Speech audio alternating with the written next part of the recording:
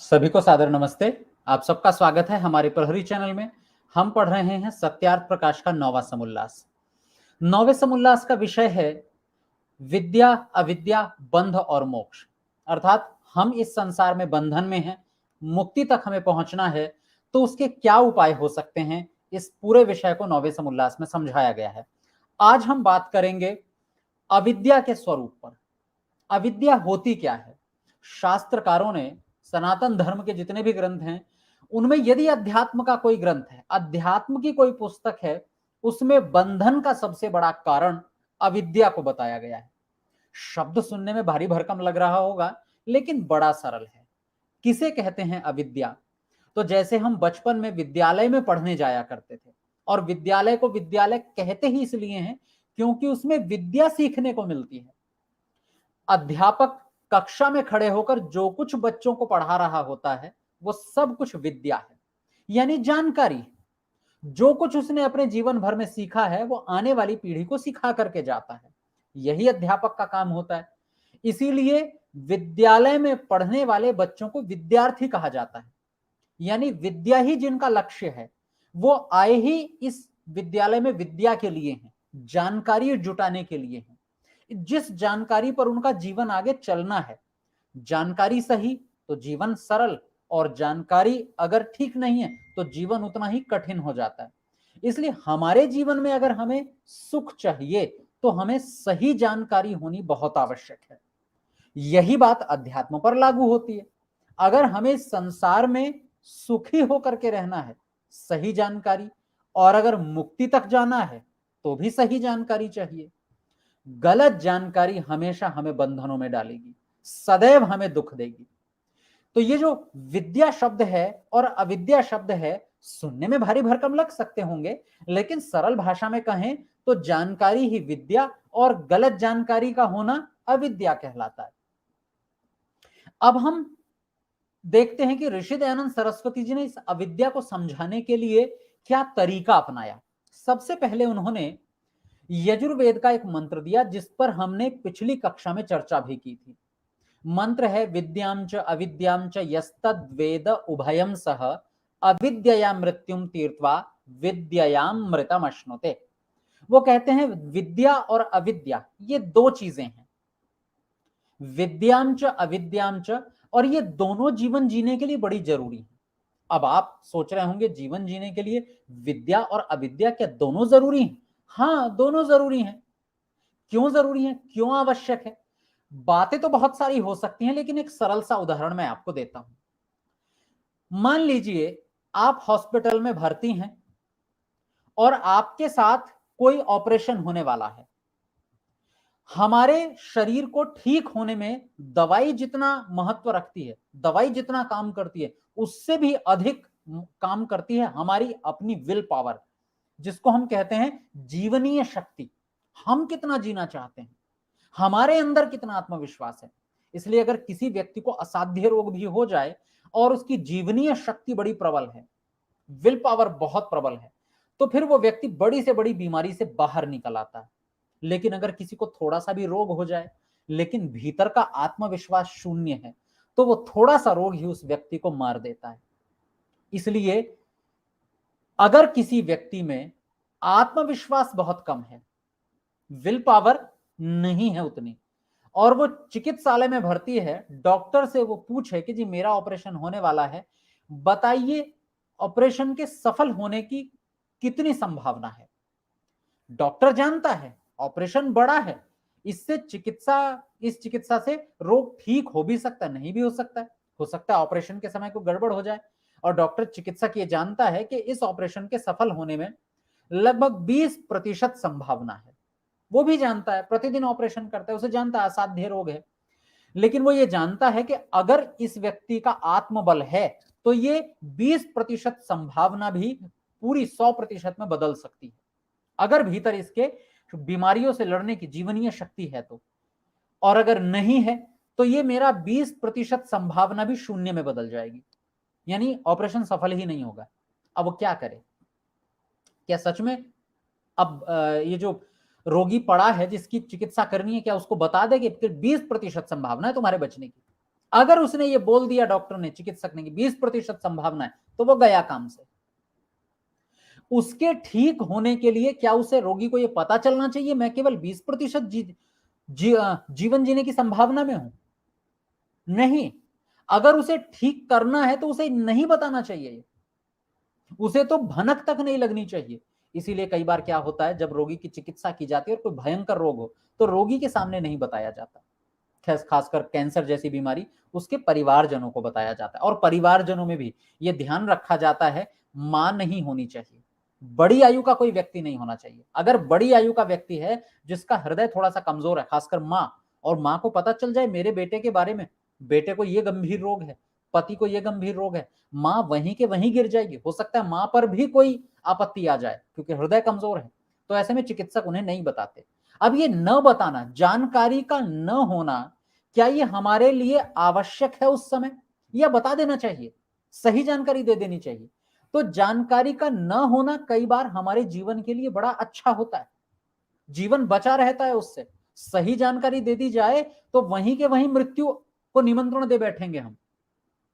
छोटा सा उदाहरण दिया मैंने एक ये, कि कभी भी हर जानकारी हर व्यक्ति को नहीं दी जाती।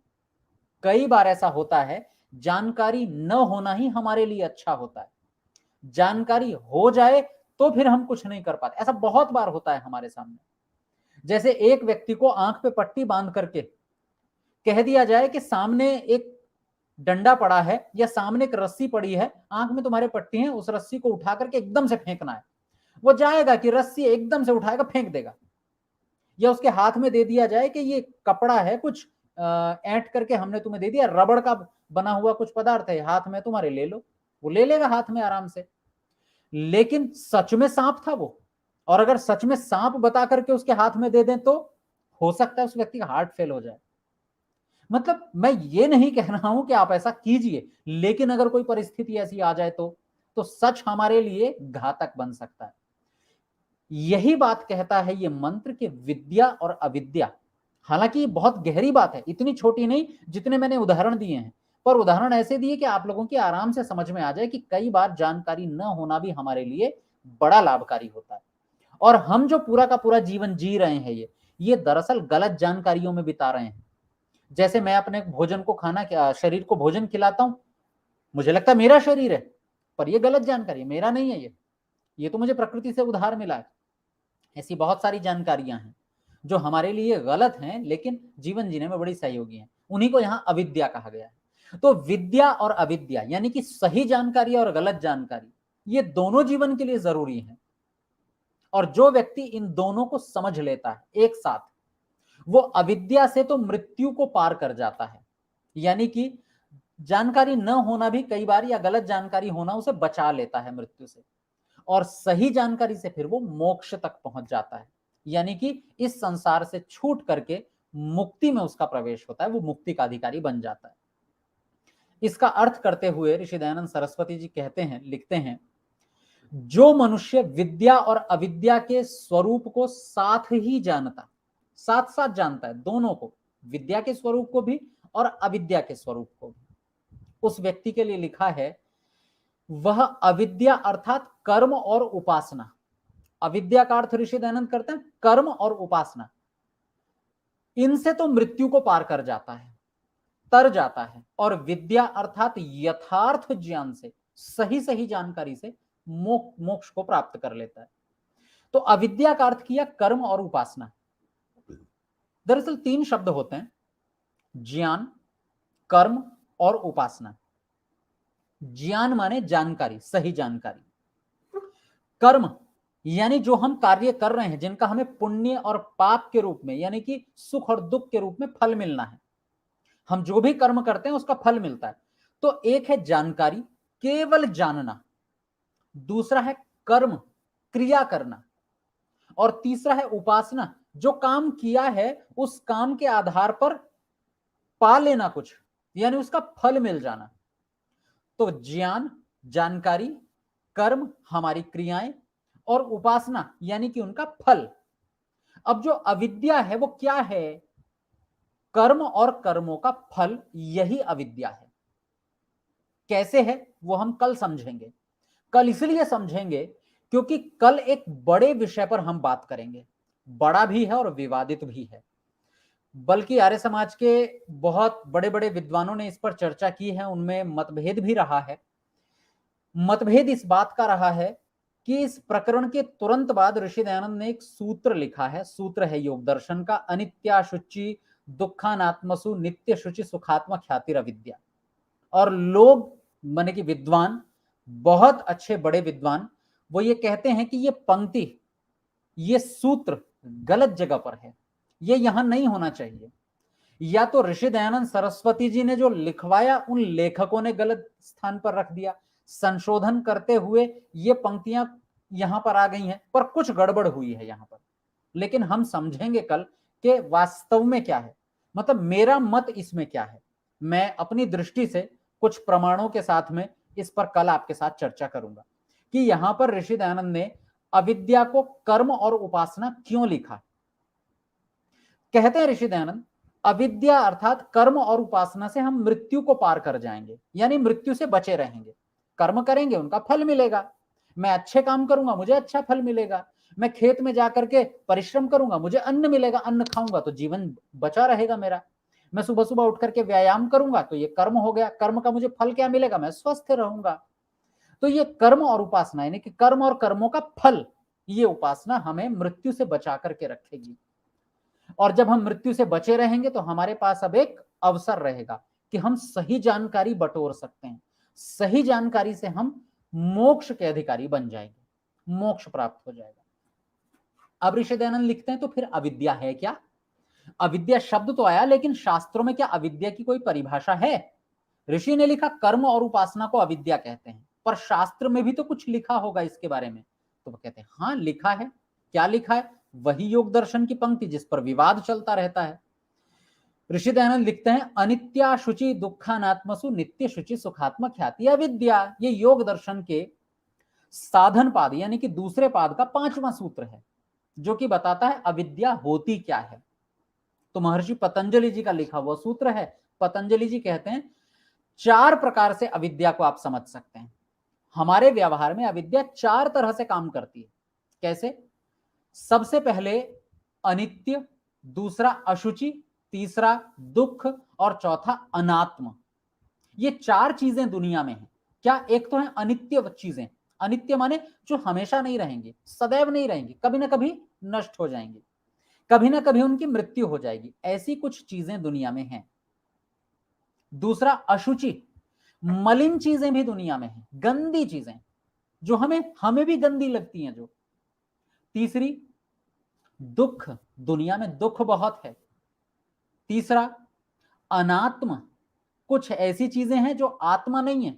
आत्मा तो मैं स्वयं हूं, लेकिन कुछ ऐसी भी चीजें हैं जो आत्मा नहीं है, पर ये चारों चीजें कुछ और ही नजर आती हैं।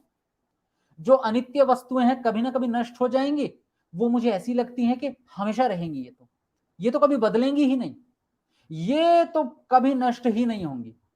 ये अविद्या है। जो चीजें नष्ट होने वाली हैं उन्हें यह समझना कि ये सदैव रहेंगी, अविद्या है। ऐसी कौन कौन सी चीजें हैं, तो योग दर्शन के सूत्र में महर्षि वेद व्यास जी ने इसका बड़ा अच्छी सी व्याख्या की है। वो लिखते हैं कि देखो, जो एक ग्रह उपग्रह घूम रहे हैं, पृथ्वी है, सूर्य है, चंद्रमा है, मेरे दादाजी के समय में भी था, पिताजी के समय में भी था, दादाजी के दादा के समय में भी था, हमेशा से ऐसे ही देखते आ रहे हैं। महाभारत में भी था, रामायण के समय में भी था। लगता है ये कभी नष्ट नहीं होंगे, पर होंगे। चलो एक बार हमने सुन करके मान भी लिया कि ये कभी ना कभी नष्ट हो जाएंगे, पर अपने बारे में तो लगता ही नहीं है कि मैं भी कभी मरूंगा। एक श्लोक आता है, अहन्य हनि भूतानि गच्छन्ति है यमालयम। प्रतिदिन हर व्यक्ति अपनी आयु पूरी करके मृत्यु को जा रहा है, हर व्यक्ति मर रहा है। जिसकी आयु पूरी हो गई वो जा रहा है संसार से, विदा हो रहा है, और ये हम प्रतिदिन होता हुआ देख रहे हैं। लेकिन शेषाः स्थावरम इच्छन्ति, जो देखने वाले लोग हैं वो सोचते हैं कि मैं नहीं मरूंगा, मुझे नहीं मरना चाहिए, प्रयास भी यही करते हैं कि न मरूं, जबकि वो देख रहे हैं न मरूं ये असंभव है, मरना ही होगा कभी ना कभी, पर फिर भी हम सोचते हैं न मरूं। बस यही तो सबसे बड़ी अविद्या है। फिर कहते हैं दुनिया में कुछ और भी ऐसी चीजें हैं जो गंदी हैं, मलिन हैं। कैसी? हमारा शरीर कितना मलिन है, ये कितनी गंदगी है। मतलब सोच करके देखिए, सुबह सुबह उठते ही सबसे पहले जो शरीर में सबसे पहले बाहर निकलता है वो कचरा है। गले पे कफ जम जाता है, बात करते हैं तो उसकी आवाज आती है, पहले गला साफ करते हैं, फिर आंखें साफ करते हैं, आंखों में कचरा जम जाता है, कितना मल भरा हुआ है शरीर में, आंख नाक कान मुंह सब में मल भरा हुआ। सुबह सुबह ब्रश करते हैं, फिर हम शौचालय जाते हैं, कितना कचरा है शरीर में। सोचो, सुबह जो खाया था उसका कचरा बन चुका है, उसमें से दुर्गंध आती है। और सच में जो शरीर के प्रति आसक्ति है ना हमारी, हम कितना आसक्त होते हैं शरीर पर, मर मिटते हैं। और विशेषकर स्त्री पुरुष में तो बहुत होता है, सहज है ये, सबको होता है। पर इसका तात्विक अगर विश्लेषण किया जाए, सच में गहराई में देखा जाए, तो वेद व्यास जी कहते हैं जरा इस शरीर को देखिए तो सही, इसमें क्या अच्छाई है कि तुम मर मिटते हो। अब वेद व्यास जी थोड़ा सा इनसे ऊपर उठ चुके थे, इसलिए वो बड़ी आसानी से कह रहे हैं। आम लोगों को ये बात लगती है कि सुंदर तो दिख रहा है शरीर, लेकिन वो जो शरीर सुंदर दिख रहा है, जरा उसको गहराई से देखिए। हल्की सी चोट लग जाए, चमड़ी उधड़ जाए और नीचे से जो मांसपेशियां निकलेंगी, जो मांस दिखाई देगा, जो खून रक्त दिखाई देगा, ऐसा लगे हम बचने का प्रयास करेंगे। इसलिए जब किसी व्यक्ति को बहुत चोट लग जाती है, पैर पे चोट लग गई और बहुत त्वचा उखड़ गई, उसकी पट्टी करने में भी कई लोगों को उल्टी आ जाती है, इतनी घृणा होती है। और वही वही व्यक्ति मतलब इतनी घृणा कर रहा है जो बहुत प्यार करता था, जो कभी हाथों को चूम लेता था। वह उसी व्यक्ति के हाथ पर अगर कोई घाव हो जाए, बुरा सा घाव हो जाए, देखने में भी बहुत गंदा लगे, या कोई रोग हो जाए, अब उसे कहो हाथ चूमिए, कोई नहीं करेगा। तो ये एक दृष्टि है, एक नजरिया है। किसी व्यक्ति को शरीर बहुत सुंदर लगता है, बड़ा साफ लगता है, लेकिन वेद व्यास जी कह रहे हैं कि बहुत गंदा शरीर है ये, तुम्हें घृणा हो जाएगी इससे, ये तुम्हारे काम का नहीं है, अशुचि है ये। लेकिन इस तक पहुंचने में, इस अविद्या को दूर करने में बहुत बड़ा लंबा रास्ता तय करना पड़ेगा। ये अविद्या है, हम सबके साथ है ये। हम सबको अपना अपना शरीर तो कम से कम सुबह उठते हैं, नहा धो करके बढ़िया सा एक परफ्यूम लगाते हैं, डियो लगाते हैं, फिर बालों में कंघी इतने प्यार से करते हैं। अभी देखिए मेरे बाल भी संवरे हुए हैं, मतलब मेरे में भी अविद्या है अभी, पर क्योंकि प्रस्तुतिकरण करना है, जरूरी है, अविद्या तो है ना, मैं तो स्वयं में स्वीकार कर रहा हूं। सब में अविद्या है। हमें लगता है हमारा शरीर दुनिया का सबसे सुंदर शरीर है, आधा घंटा दर्पण के सामने खर्च करते हैं, कई कई बार देखते हैं एक बाल इधर से उधर तो नहीं जा रहा, नाई के पास जाते हैं, बाल कटवाते हैं और इधर उधर देखते हैं, फिर इधर से देखते हैं कोई बाल ज्यादा जा रहा हो, अधिक, तो कहते हैं भाई यहां से काट, ये अधिक हो रहा है। अच्छा सोच करके देखिए, क्या वो कहीं बाधा बनेगा? क्या आप दरवाजे से निकल रहे हैं, बाल अड़ गया, ये निकलने नहीं दे रहा, ऐसे कभी होता है? हमारे जीवन में वो थोड़ा सा, इतना सा बढ़ा हुआ बाल कोई समस्या नहीं देगा, फिर हम कहते हैं इसे काट, ये काट, ये बाधा है, दिमागी बाधा है, ये मन स्वीकार नहीं कर रहा, अविद्या है। आगे कहते हैं एक तीसरी और विषय में हमें विद्या होती है, वो है दुख के विषय में। दुनिया में बहुत सारी चीजें हैं जो दुखदाई हैं, दुख देती हैं, हमें लगता है सुख देंगी। और मैं फिर वही उदाहरण लूंगा, सबसे बड़ा दुखदाई चीज इस शरीर में, इस दुनिया में क्या है? मेरा शरीर, अपना खुद का शरीर। जब तक ये शरीर है तब तक दुख रहेगा ही रहेगा, दुख है ये। मेरे जीवन का सबसे बड़ा दुख मेरा शरीर है। हालांकि तुरंत मत छोड़ दीजिएगा, ऐसा मत कीजिएगा कि चलो शरीर छोड़ देते हैं, आत्महत्या कर लेते हैं, ऐसा ना तो कोई करता, ना किसी के मन में आता, और आना भी नहीं चाहिए। पर जब तक ये शरीर नहीं छूट जाता तब तक दुख भी नहीं छूटेगा। पर सत्य ये भी, अगर किसी ने शरीर छोड़ने का प्रयास किया फिर मिल जाएगा, भगवान की ओर से व्यवस्था ये है, फिर शरीर में जन्म लेना पड़ेगा। तो इससे अच्छा है कि मृत्यु स्वीकार करने की बजाय कुछ ऐसे कर्म किए जाएं जिससे हम इस संसार से विदा होकर सीधे मोक्ष में जाएं, दोबारा जन्म मिले ही ना। पर यह शरीर ना दुखों का घर है। हमें क्या लगता है? और सुख ही सुख भरा पड़ा है। हमें लगता है जो हम बड़ा स्वादिष्ट भोजन खाते हैं उसमें सुख है, सुख है, लेकिन इतना सा, उसके साथ में दुख कितना सारा जुड़ा हुआ है वो देखिए। दुख जुड़ा हुआ है, बीमारियां आती हैं, दुख जुड़ा हुआ है, संस्कार बनते हैं। एक बार अच्छा भोजन कर लिया, फिर दोबारा करने की इच्छा होगी, फिर सादा भोजन अच्छा नहीं लगेगा, फिर वैसा ही चटपटा भोजन चाहिए। कभी करके देखिएगा, कहीं दुकान पे जाइए, होटल पे जाइए, बढ़िया सा भोजन मिल जाए आपको, जैसा आपने कभी खाया ही नहीं। अब आप कुछ भी उसी भोजन की याद है, घर में कहेंगे माँ वही भोजन बनाओ, नहीं तो मुझे स्विगी से मंगवाना है, जोमेटो से मंगवाना है। कई परिवार तो ऐसे देखे हैं कि एक बार चस्का लग गया ना होटल का भोजन करने का, और आजकल तो ऑनलाइन डिलीवरी हो जाती है घर बैठे, रोज भोजन वहीं से आता है ऑनलाइन, घर पे भोजन बनना ही बंद हो गया। कितनी बड़ी समस्या है ना। स्वादिष्ट भोजन देखने में सुख लगता है भी थोड़ी देर का, लेकिन दुख साथ में बहुत सारा लेकर के आता है। तो ये दुख में सुख देखना। और आगे कहते हैं अनात्म चीजों में, जो आत्मा नहीं उसको आत्मा मान लेना। जैसे मैं, फिर वही कहूंगा, मैं अपने शरीर को मैं मान लेता हूं। मैं क्या मेरा शरीर ही मैं हूं? अगर मेरा शरीर ही मैं है तो हाथ कट जाए तो भी मैं जीवित रहता हूं, पैर कट जाए तो भी मैं जीवित रहता हूं, जीवन मेरा। जबकि मैं हाथ पैर को ही मैं मान के चल रहा हूं। मैं कौन? मैं ये। मेरी नाप ले लो, कपड़े सिलवाने जाते हैं ना तो हम कहते हैं मेरी नाप ले लो। तो आप किसकी नाप देते हैं? पैर से लेकर के सिर तक की सबकी नाप दे देते हैं। क्या सच में यही मैं हूं? और अगर यही मैं हूं तो इसके हटने पर भी मैं जीवित रह सकता हूं, पर ये मैं नहीं हूं। वास्तव में मेरा मन भी मैं नहीं हूं, मेरी बुद्धि भी मैं नहीं हूं, मेरा शरीर भी मैं नहीं हूं, मैं इनसे अलग एक आत्मा हूं। पर अभी तक हम समझते क्या है? शरीर ही मैं हूं। चलो शरीर से भी गहरे चले गए तो हम सोचते हैं मेरी इंद्रियां, आंख, नाक, कान यही मैं हूं। और गहरे चले गए, नहीं मेरा मन ही मैं हूं।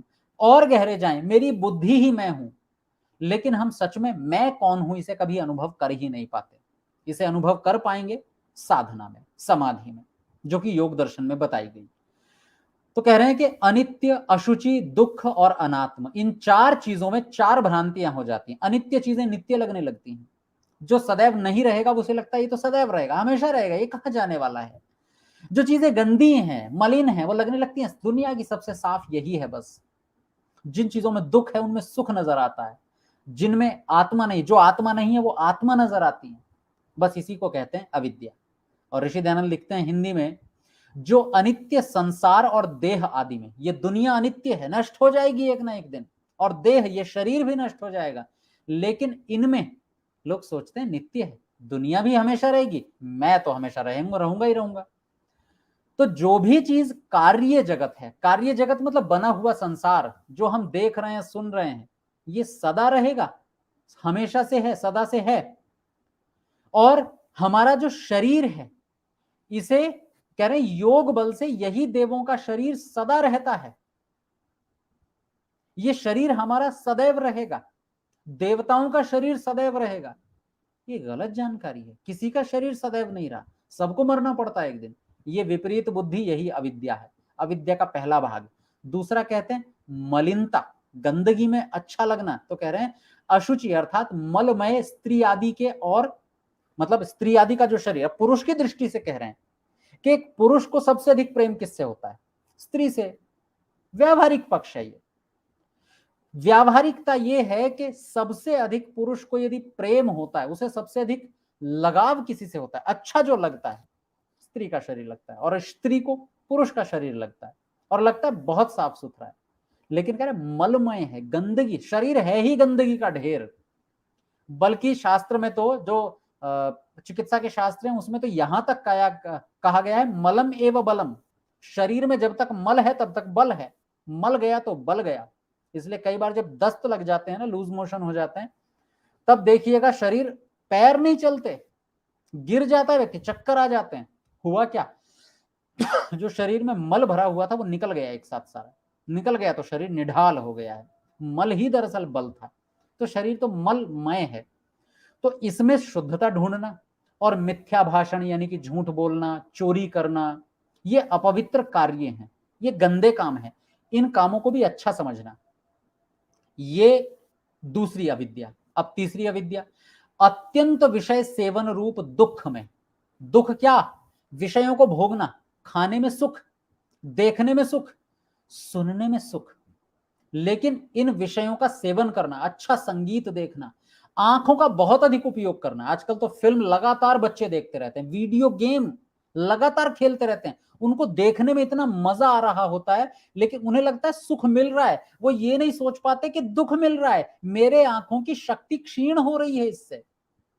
लगता क्या है? सुख मिल रहा है। बच्चे को खाना खा लो, नहीं वीडियो गेम चल रहा है। खाना खा लो, नहीं खा लूंगा, लेकिन पहले फिल्म चलाओ, बिना फिल्म के खाएंगे ही नहीं हम खाना। ऐसी भी आदतें पड़ जाती हैं। सुख लगता है पर होता नहीं है, दरअसल दुख की तरफ ले जा रहा होता है वो हमें।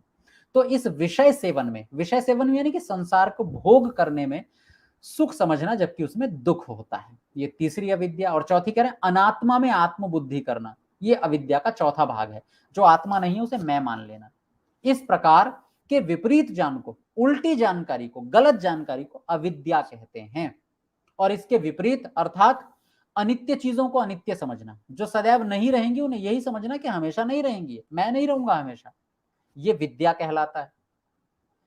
नित्य को नित्य समझना विद्या कहलाता है। भगवान सदैव से हैं, सदैव रहेंगे, ये नित्य को नित्य समझा, विद्या है। अपवित्र को अपवित्र ही समझा, गंदगी को गंदगी ही समझा, शरीर गंदा है उसे गंदा समझिए, ये विद्या है। और जो पवित्र है उसे पवित्र समझिए, सही जानकारी पवित्र है। अच्छे काम, पवित्र काम करना, पुण्य कर्म करना, ये पवित्रता है, इसे पवित्र ही समझिए, ये भी विद्या है।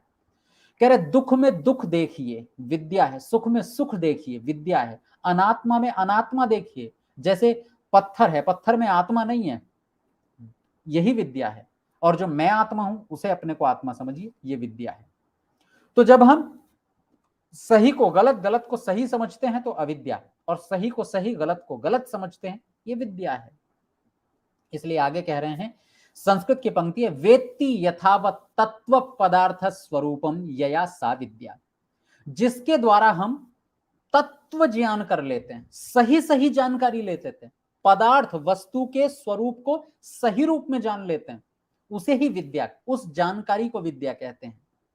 और कहते हैं यया तत्व स्वरूपम न जानाति, और जिसके कारण से हम किसी वस्तु को, किसी पदार्थ को सही सही नहीं जान पाते, उसे कहते हैं भ्रमात अन्यस्मिन अन्य निश्चिनोति। भ्रम के कारण, भ्रम जैसे हो जाता है, किसी व्यक्ति की आंखें खराब हो तो उसे नीला काला, काला नीला दिखाई देता है, उसे रात दिन, दिन रात दिखाई देती है, उसे चल रही गाड़ियां हाथी दिखाई मालूम पड़ती हैं, और हाथी उसे चल रही गाड़ी मालूम पड़ता है। तो ये सारे के सारा जो भ्रम है, ये भ्रम मुझे किसी और को और दिखा देता है, यही अविद्या कहलाती है। इसलिए जिससे पदार्थों का यथार्थ स्वरूप बोध हो जाए, वस्तु ज्यों की त्यों समझ में आ जाए, वो विद्या। और जिसके कारण से तत्व स्वरूप न जान पड़े, सही ज्यों की त्यों जानकारी न हो उसे, या अन्य में अन्य बुद्धि हो जाए, यानी वस्तु कुछ और है और बुद्धि या बोध कुछ और हुआ, वो अविद्या कहलाती है। अब आगे जो पंक्ति लिखी है उसे हम कल पढ़ेंगे। कल इसलिए पढ़ेंगे क्योंकि हमारे कल के प्रकरण से बहुत अधिक संबंध रखती है वो। मैं एक बार दोबारा घोषणा कर देता हूं, कल किस विषय पर चर्चा करेंगे। सत्यार्थ प्रकाश के 9वें समुल्लास में जो ये विद्या अविद्या का प्रकरण चल रहा है, उसमें विद्वान लोगों का, और एक विद्वान का नहीं, जितने भी विद्वान अभी तक सत्यार्थ प्रकाश पे काम किया, अधिकतर विद्वानों का यही मानना है कि ये जो अविद्या का स्वरूप ऋषि दयानंद बता रहे हैं, दरअसल ये गलत स्थान पर, ये यहां पर लिखा ही नहीं होना चाहिए था। ये प्रकरण में नहीं आता, ये प्रकरण टूटा हुआ है। क्यों टूटा हुआ है इसको भी कल समझेंगे।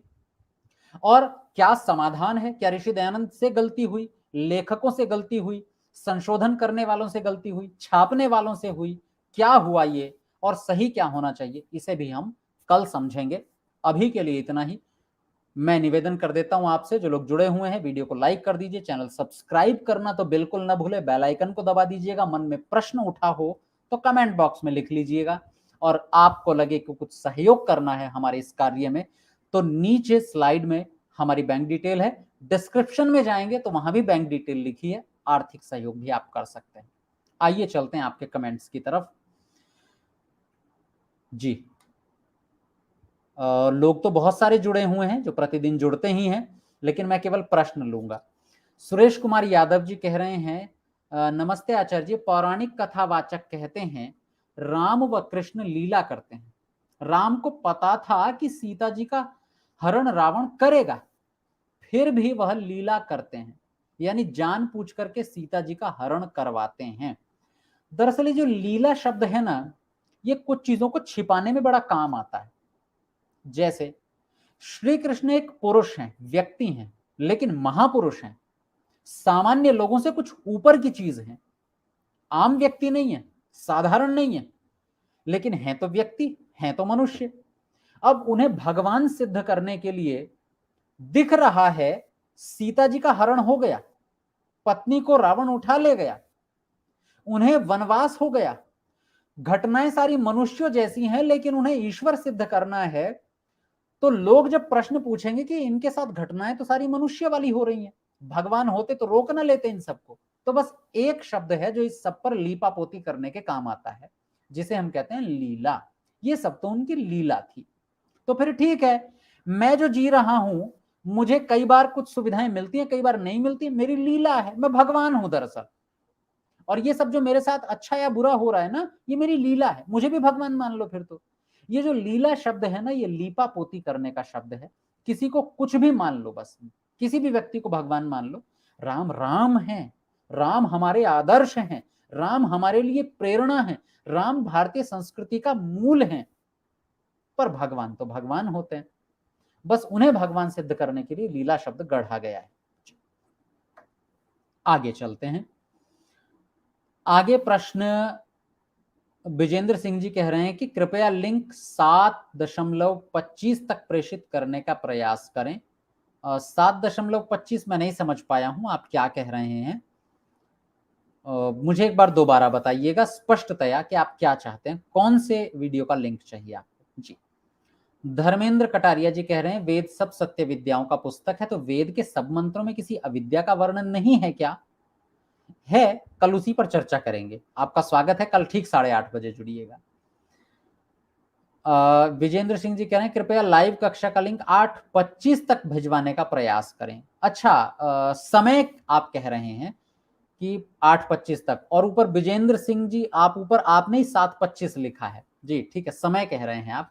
देखिए मैं प्रयास तो करता हूं 8:25 तक, आज भी 8:25 से पहले ही लिंक मैंने भेज दिया था आपको, 8:25 के आसपास ही आ गया था, लेकिन आपने जो ऊपर 7:25 लिखा है, ठीक है, मैं प्रयास करूंगा कि दिन में ही लिंक तैयार करके और 1 घंटा पहले आपको भेज दिया जाए। आपका विचार बहुत अच्छा है और व्यावहारिक भी है। कई बार मेरे से ही ये त्रुटि हो जाती है कि मैं बाकी पूरे दिन अन्य कामों में लगा रहता हूं और फिर सायंकाल जब कक्षा लेनी होती है तो मैं लिंक तैयार करता हूं, फिर आपको भेजता हूं। तो थोड़ी मेरी त्रुटि समझ लीजिए, कार्यों की व्यस्तता समझ लीजिए, पर मैं प्रयास करूंगा कि दिन में लिंक तैयार करके और 1 घंटा पहले आपको भेज दूं।